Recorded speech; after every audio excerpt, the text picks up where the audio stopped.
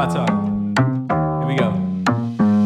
How he said he living life as a gringo, where you question where you fit in every time you mingle. They say you do this with not enough that. My rapping is really bad. This life as a gringo. Yes, hello, and welcome to another episode of Life as a Gringo. I am Dramos, of course. It is Thursday, so it means it's time for our Thursday Trends episode. I'm flying solo on today's show. We got a lot to dive into. Man, I kind of just want to get into it because it's been a wild week, particularly in the world of media, particularly in the world of political news channels. So, of course, we are going to dive into the firing of Tucker Carlson from Fox News. Now, Tucker Carlson is the number one anchor at Fox News, or was, I should say, and also had the number one show on cable networks, like not just like news, but like across cable platforms. Tucker Carlson had the most popular nighttime show, and Fox News has fired him. And we've been talking a lot recently about Fox News and accountability and lack thereof. So this was kind of a bombshell of maybe things are starting to trend in the right direction. So we shall see. We're going to dive into all of that. I also want to touch on John Leguizamo kind of expounding upon the idea of Latinos in Hollywood. I know it's something that we've talked about a lot here on the show, and I think it's important to continue to talk about it, and talking about our power, potential power, and how we need to begin to get into positions of power so we can be the ones making decisions. So I thought this was a really interesting commentary that John Leguizamo was having. So it's great to kind of follow up with that. And on the positive side of things, I'm happy to say we have just as much positive as we do negative on the show today.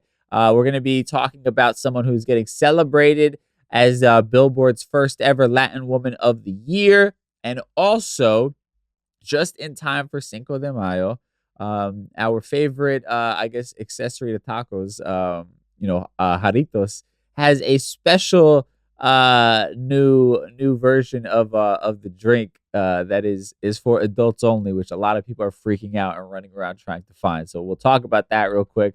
But first and foremost, man, let's just talk about the nonsense, the BS from this last week in a segment we call For the People in the Back. Say it louder for the people in the back.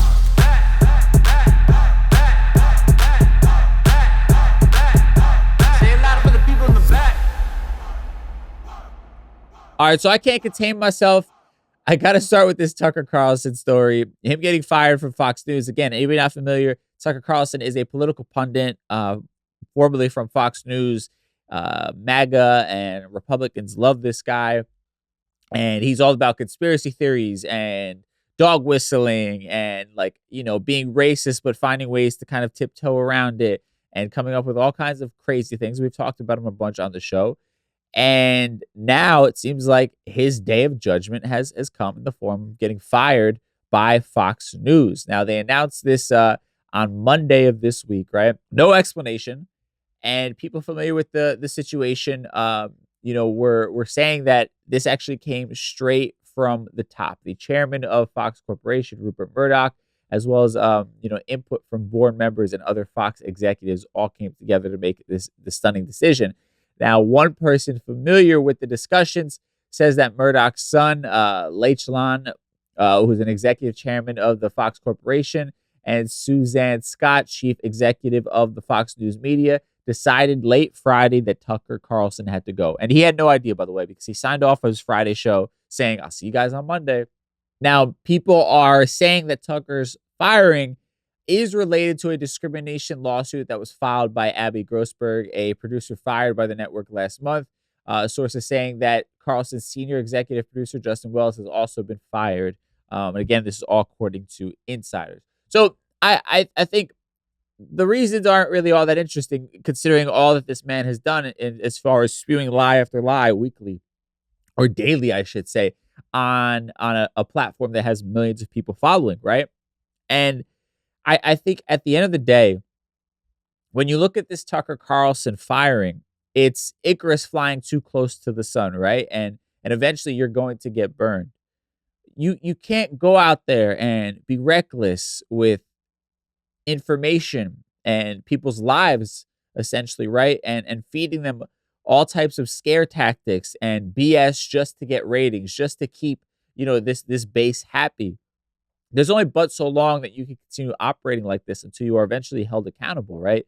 You can't keep doing bad. And in this case, I mean, crossing that line into evil, you can't keep doing that on a consistent basis before somebody holds you accountable. And even, beyond that, people like Tucker Carlson feel that they are untouchable, that they are above all of us, and that, they don't have to exist or play by the same rules as everyone else. And this proves that nobody is untouchable and everybody has to abide by the rules of society and morality and legality, right? Tucker Carlson had become a liability because of potential lawsuits, and as well as the Dominion settlement that was, something like 700 whatever $1 million, right? You know, this is, I don't want to gloat, right? I really am like trying to be that middle ground and trying to like reason with people, you know, and you would hope that those who do follow Fox News and support people like Tucker Carlson, you would hope that seeing and hearing that they don't believe the words that they say when they go out on air, and hearing the closed door conversations about how they hate Donald Trump and how they don't believe the election was stolen, right? And they're just saying this for ratings to appease their base. And then now, Fox News having to break with Tucker Carlson because his lies and his conduct have become too much of a liability. You would hope that this would then appeal to the rationale of anybody who still supports the Republican Party or Fox News and Donald Trump and all of the above and all that are connected to this MAGA love, right? You'd hope that it would speak to them and say, maybe I've been lied to. Maybe I bought into the wrong thing here. And now it's time to kind of say enough is enough, right? You've seen their hand. You've heard what they thought behind closed doors. You've seen how it's different from what they told you in front of the camera. What's left to support? It's all a facade. It's all very obviously a facade. And I would hope that anybody with some rationale left in them can kind of put their ego aside and say, enough is enough. I was duped. It is what it is. Time to move on with my life. Time to stop supporting these people who are literally just lying to maintain power and to keep gaining money and fame and ratings, right? My fear is, though, we're kind of past that point.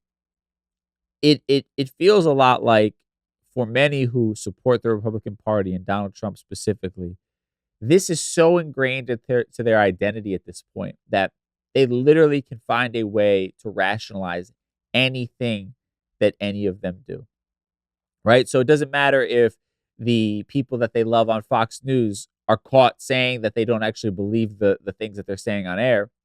They're going to find some sort of excuse to rationalize it, Oh, well, they're just bending to the pressures of the radical liberals, and whatever other crazy conspiracy theory that they are going to come up with to rationalize this. It's kind of like, if you've ever dealt with an addict in your family or in your life, or someone with mental health issues, and those who refuse to get treatment, they keep finding ways to rationalize their behavior or why it's not as bad as everybody is saying it is, or finding excuses for it, and it's like impossible for them until they come to the conclusion themselves to be kind of talked out of that mindset, right? They need to be the ones who kind of come face to face and see themselves in the mirror, and when they hit rock bottom and then realize, like, oh shit, everything people have been telling me for the most part has been right. I have been fucking up. It's not anybody else's fault. It's my fault. And I think that there has to be a similar thing with those who are really just hardcore with Donald Trump and the MAGA, movement or whatever it is. Like, nothing you or I say to them is going to change the way that they think. They're at a point where this is so deeply ingrained into their identity that it doesn't matter what the news is. It doesn't matter what's been proven in court. It doesn't matter what, leaked audio happens that literally goes against everything they believe, until they are ready to kind of admit fault and admit that they were duped and lied to, nothing is going to change. I can't convince you otherwise. You can't change until you want to change for yourself at the end of the day, right? And that's kind of the place we are in this country. And for some people, they're never going to get to that point. They are going to live and eventually die with this same love for nonsense as they have right now. For some people, this is just who they are, who they're going to be, and how they're going to live their life. And we're just going to have to kind of deal with that, right? And it's just a weird and frustrating place to be, because it doesn't have to be this way. Politics don't have to be so polarizing. I don't remember prior to Donald Trump meeting somebody who was a Republican and immediately like fearing for my own safety, or fearing for, or feeling like this is somebody I need to get away from, right? Like before, and don't get me wrong, there was fuckery always happening, but before, it didn't feel as like vital to my well-being and the well-being of this country. And what's shifted is the fear-mongering that happens now in the media. What's shifted is people who are in positions of power, like a Tucker Carlson. They are knowingly stoking the fire and lying to their audience just as a means to gain more and more power, just to keep their audience on the hook that much deeper, right? And they don't care if it's dividing this country. They don't care if it's destroying democracy as we know it. All they care about is their own selfish, victories, right? Their own selfish lifestyle that is becoming better and better because of the polarization of this country via politics. And that's what I hope we can eventually get away from. Again, I don't want to be cynical, but that's what has to happen. But what has to happen is more of what we've seen with Tucker Carlson and Fox News, right? And I don't think Fox News is going to completely right all their wrongs and steer the ship back in a more positive direction, because it's too profitable for them right now. But I hope that this is the beginning of people knowing that you're going to be held accountable for what you do and say. And that means that you can't just go out there and say whatever you want to say with no consequences, right? And I'm hoping that people like Tucker Carlson getting fired, and he might not be the last one, it begins to kind of push those extremists back into sort of the holes that they crawled out of, right? Because unfortunately right now, extremism on the right is very mainstream. You probably can't drive down a street in America, or kind of drive around your city without seeing some sort of Trump memorabilia on somebody's house or car or whatever it is, right? Obviously, depending on where you live in the country, but anywhere outside of like a major city like New York. Hopefully, this is the beginning of us getting back to some sort of baseline normal, because I think the extremists always existed on either side, but now it's like the inmates are running the asylum. And I'm hoping that this is the beginning of kind of, getting control once again, and us getting back to a middle ground where even if we have a difference of opinion, at least there are rational people sitting at the table across from you having a discussion, and having a discussion with the best intention in mind of what's best for us and this country. And I'm hoping that that's what this firing begins to bring us towards, a step in that direction, if you will. I don't know if it will. We shall see. Every time I've been getting optimistic about something like this happening, us getting back to normal, some other stupid shit happens, or I'm proven wrong by somebody just loving money more than humanity. But this is a big deal. I'm sure this was not an easy decision for Fox News to make, to fire their biggest anchor, the face of their channel. He also produces like multiple shows for their channel and like their app as well. So this was a difficult one, I'm sure, for them to do. And a lot of money potentially being left on the table, and it also may hurt their viewership. So that gives me some sort of like glass half full. Maybe this is moving us in the right direction, but who knows? Now, moving on to something unrelated to politics for once here. We have John Leguizamo talking about how he's not going to stay quiet, and he's telling Hollywood, "You're failing us Latinos." Now, he did a recent op-ed for Rolling Stone about his new show, and he goes a little bit deeper into the conversations that he's been talking about. Now, he says, quote, "It's not that we Latin people are silent. It's that we are muted mostly because there are not enough Latinx journalists to amplify what is happening in our communities," right? And he's talking about how Latinos don't have a seat at the table. And I want to pause on this for a second because he's talking about not enough Latinx journalists to amplify what's happening in our communities. And I agree with this, right? And particularly when it comes to on the mainstream. And I come from what I would consider mainstream media. You know, I think The Breakfast Club is obviously rooted in, being very pro-Black, but at the same time has kind of crossed into just being world renowned, right?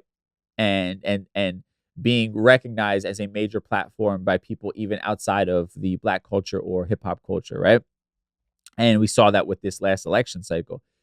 And, for me, when I was there, I can remember as a Latino feeling like my community, our issues, what's going on within us is not being spoken about enough. And this isn't any fault to them, it's not a show whose direction is that, but it always felt that way. I always felt like something was missing. And for me, it was like, this is a show I grew up listening to, grew up watching, loving, and that I've been such a fan of. And now seeing the impact that it had on the Black community, I'm like, man, I want the same thing for us Latinos, And it's true what he says, and I think obviously you have the Spanish language outlets, the Univisiones, Telemundos, and there are Spanish radio outlets, of course. But I think those exist in their own bubble just because of the barrier of language, right? They're not going to be speaking to the mainstream because they're not speaking the mainstream language in the literal sense here of English, right? And again, for my generation and those who listen to this podcast who kind of share in that same sort of, I don't know if it's ideology or the way that you were brought up, but, we're probably not relating as much to the Spanish language media as we are, the English language stuff, right? And it's this weird dichotomy because it's like you relate to English and American media because it's familiar for you and where you've grown up here in this country and things of that nature and what's prevalent in media and things like that, entertainment, whatever it is. But you still always feel like something's lacking, or at least that's how I felt. So I get completely what he is saying, and particularly because of just how powerful we are and how much of the population that we make up.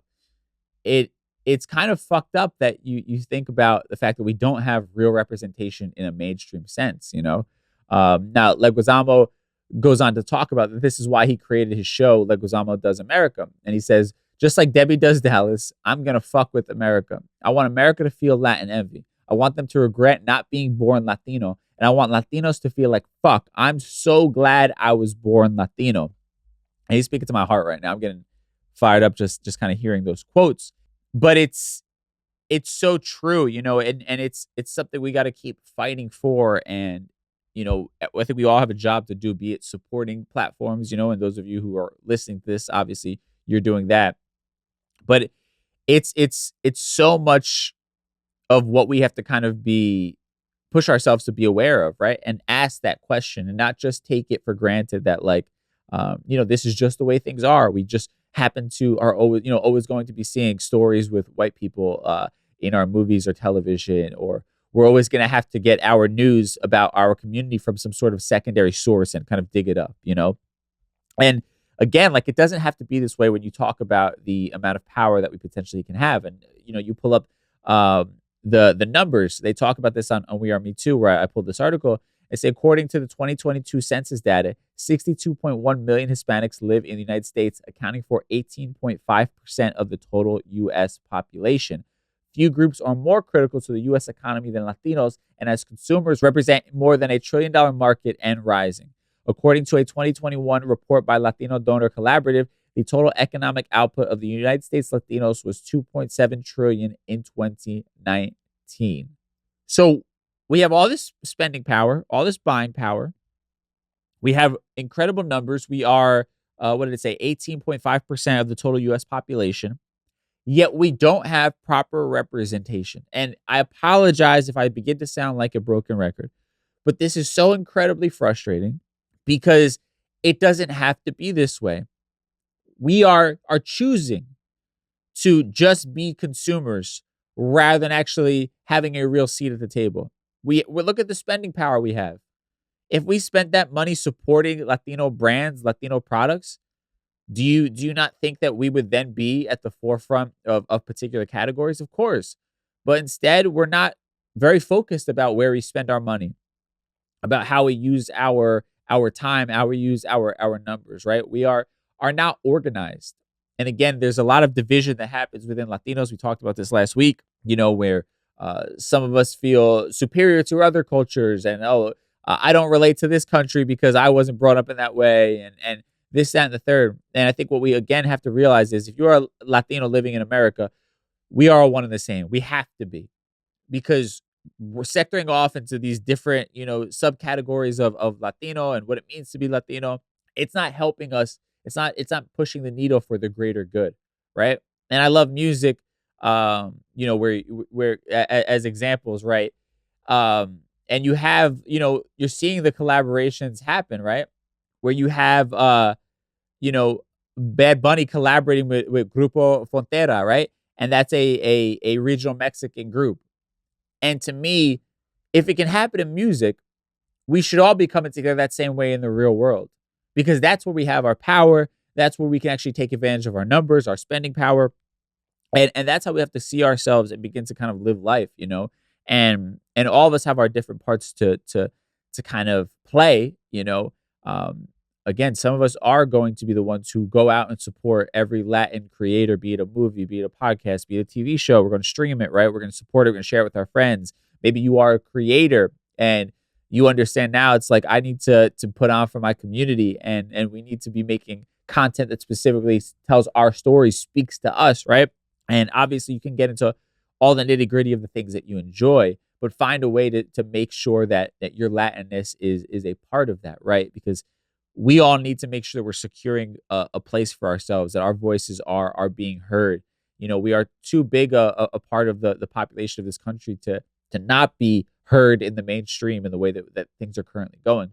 So I always just keep bringing this up because I think it's incredibly important to keep having these sort of conversations to remind ourselves of our potential power, and that we all have a part to do in order to make sure that, we are really having a seat at the table. Now, with that said, that's it for the BS. I'm happy to kind of have kept it light this week.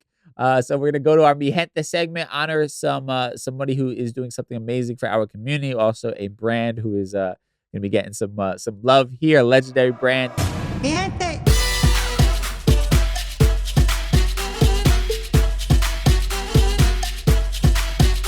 All right, so we have a very beautiful moment here for somebody who deserves all their flowers, and that is Shakira, right? She's a legend. And she's one of those people, like, I feel like maybe because I'm not Colombian, or maybe I sat on the sidelines a bit for Latin music during a particular time, but I feel like Shakira does not get the just due that she deserves as like this legendary figure in Latin music, and I think music as a whole. But luckily, she is getting honored here. So Billboard is having their first ever Latin Woman of the Year award, and Shakira is actually going to be the recipient of it. Billboard announced on Monday that the Colombian superstar will receive the first ever Woman of the Year award. The recognition will be part of the inaugural Latin Women in Music ceremony. Now, this first of all is a beautiful thing. Shout out to all our amazing Latin women out there. I love that it's like not just, Latin people in music, it's specifically Latin women in music, having their night. I think it's a beautiful, beautiful thing. Now, among the hosts, the event will feature, of course, reggaeton icon Ivy Queen and Mexican actress Jacqueline Bracamontes. I think I actually got that right in the first try. If I fucked that up, I'm sorry. But it's gonna be hosted by the two of them. They're saying that this will happen on May 6th at the Watsco Center in Miami, Florida. And you can go ahead and watch it on Telemundo. They're going to broadcast it the following day.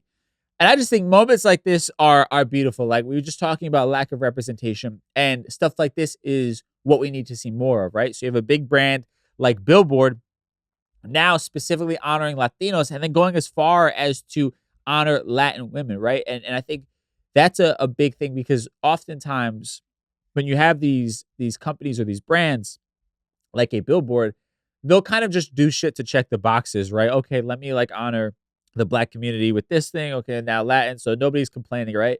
But something like this, they had to dive just a little bit deeper in making it specifically for women now, right? And I think that that's an incredible thing. It's an incredible kind of step forward, and it's what we need to continue to see more of, where these big brands, and we push them through our support and through the noise that we make, right? And using our voices, that, let them know we need to have our recognition.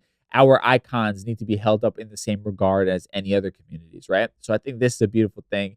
And I'm excited. I'm gonna tune in for that. I think it's just incredible. Again, Shakira is just like one of these legends out there. And she's been having like this beautiful kind of resurrection to her career a bit. So I just love seeing it. And people like her, they were a part of breaking down the barriers. You know what I mean? People like her are the reason why a Karol G can have the moment that she's having right now. She's up there with somebody like a Daddy Yankee. You know what I mean? Where now, because of him, and people like Don Omar and Tego Calderon, people like him, them now open the door for someone like Bad Bunny to have the moment that he's having. So we need to honor our legends and be so proud of where we came from and how far we've come.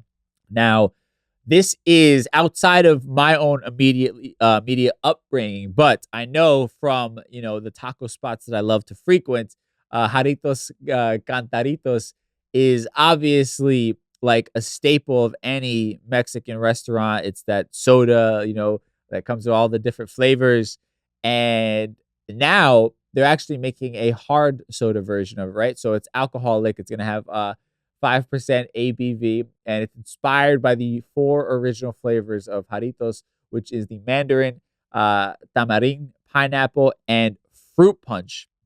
And it's going to be out just in time for Cinco de Mayo. Anheuser-Busch is distributing it, and people are literally losing their shit trying to find it. I was looking at this We Are Me Too article, and it's like people on TikTok are going fucking crazy, and they are literally posting TikToks about where you can find this. I want to actually really try this. I'm thinking where on the East Coast. I feel like this is one of those things that it's probably going to mostly exist heavily on the West Coast because, obviously heavy Mexican representation out there.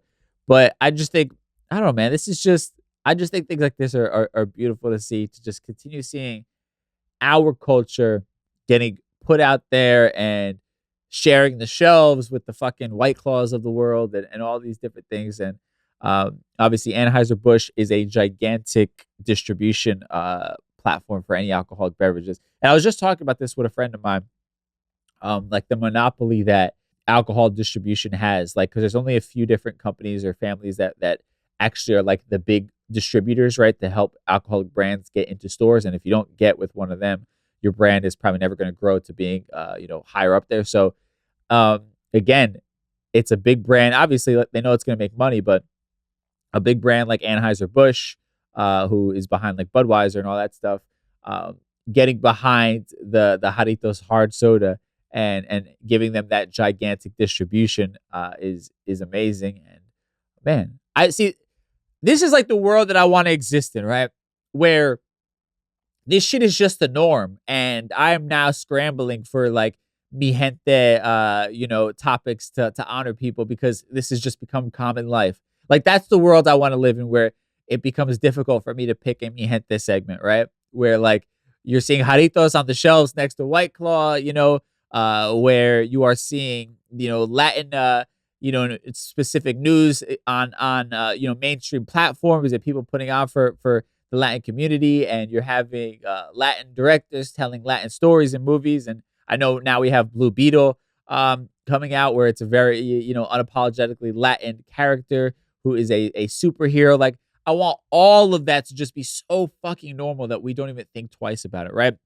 Like John Leguizamo's show that he's doing on MSNBC, like it's similar to what CNN has been doing with Stanley Tucci for forever, right? Where he's been going to like Italy and showing the Italian culture, and we never bat an eye about the fact that like this dude is specifically speaking about Italian culture. But like when now it's a Latin show like John Leguizamo, it's like this crazy different thing, and we're all on edge to hope that it's successful enough that it keeps getting brought back and opens the doors for other ones, right?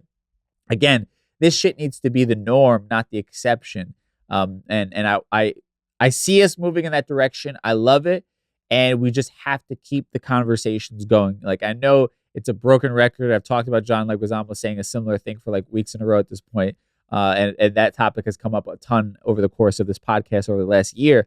But we need to keep like driving it home and nail it into all of our heads. Like, this is the potential that could happen, but all of us have to do our part. Now, with that said, we're going to tie everything we talked about in a neat little bow in a segment we call Conclusion Stew. No As A Gringo segment on today's show. I've been just like frazzled trying to scramble with guests canceling and moving things around. Beautiful thing though, side note, we did reschedule our guest for financial literacy for next week. So that episode will be dropping, barring any crazy event.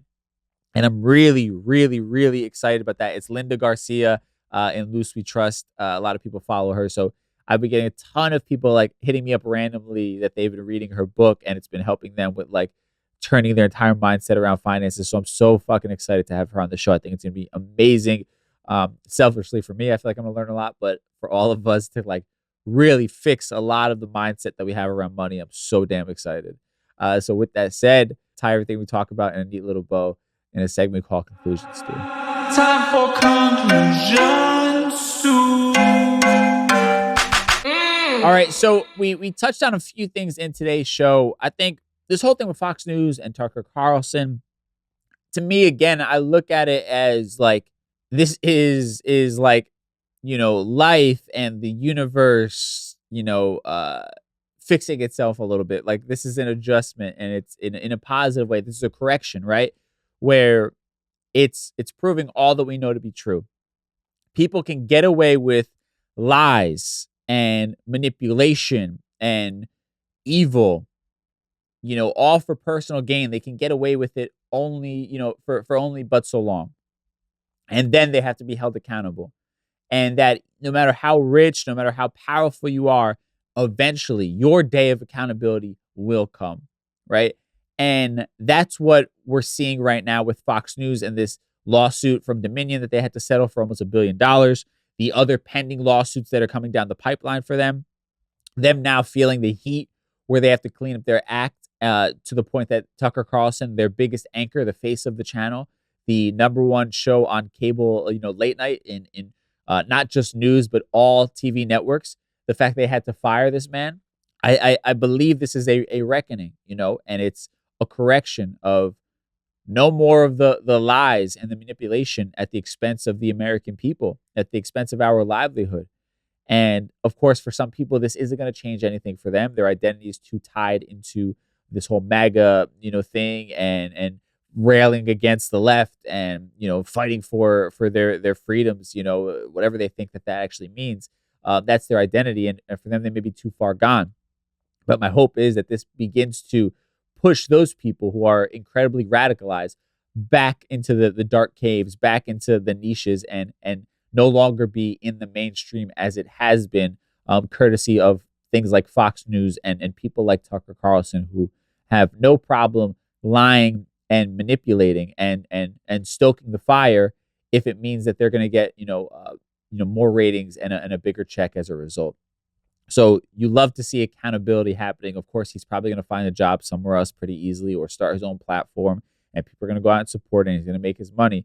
But to me, I think a line is being drawn in the sand where, maybe enough is enough, and we can get back to some sort of normalcy where we can be having, differing ideas and differing opinions, but it doesn't have to lead to us hating one another or us living in fear of what the other side is potentially going to do. So that's my hope in seeing this crazy firing of Tucker Carlson.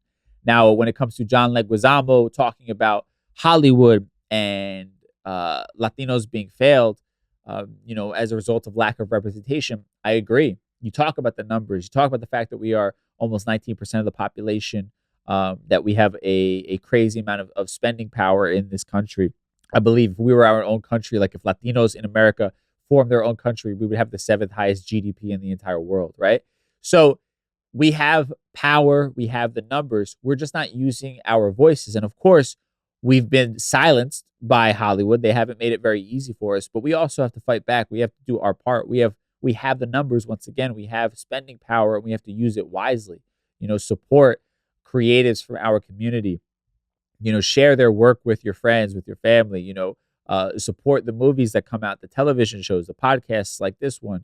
Anybody who's creating something, trying to be a good representative for our community, we all have to do our part and support them and help them, be able to continue to create, and continue to use their voice and to be a representative for our community. So we're all playing a part. And if you are a creative, making sure that you are using your voice and your platform for good to help propel your community forward. I think it's an important thing. I think it's a burden that we all have to bear, being a minority and a group that has been marginalized for far too long. So, we have to recognize the power that we have and continue to support one another. And on the positive side of things, man, talking about Billboard announcing their inaugural Latin Women in Music ceremony, which is a beautiful, beautiful thing to see. Again, a brand like Billboard that has nothing to do with the Latin community, making sure that they had to have representation in this manner, I think is a beautiful thing. And specifically it being Latin women is a beautiful, beautiful moment. Shakira getting the first ever Woman of the Year award, much deserved. You have legends like Evie Queen hosting it, as well as actress Jacqueline Bracamontes. I think I got that one. Hosting it. I just think it's a beautiful, beautiful thing.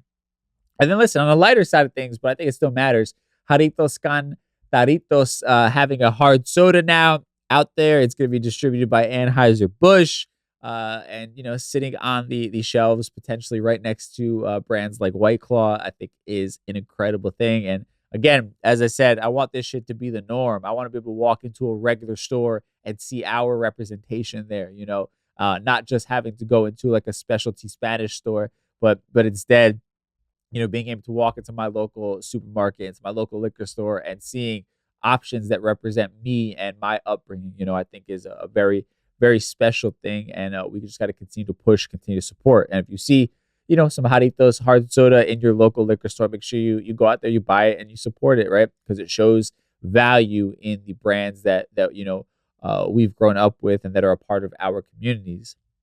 And again, it shows big brands and big distributors, in this case, like Anheuser-Busch, that they should be getting behind our products and the things that we hold dear to us. So all very important stuff. And speaking of, if you want to support a Latin creator, my book, Just Be, is out right now, justbe.nyc. Pick that up. My other podcast, the Street Stoke Podcast, Season 1 is out right now for you to go binge. And man, I think that is that's going to be it for me right now.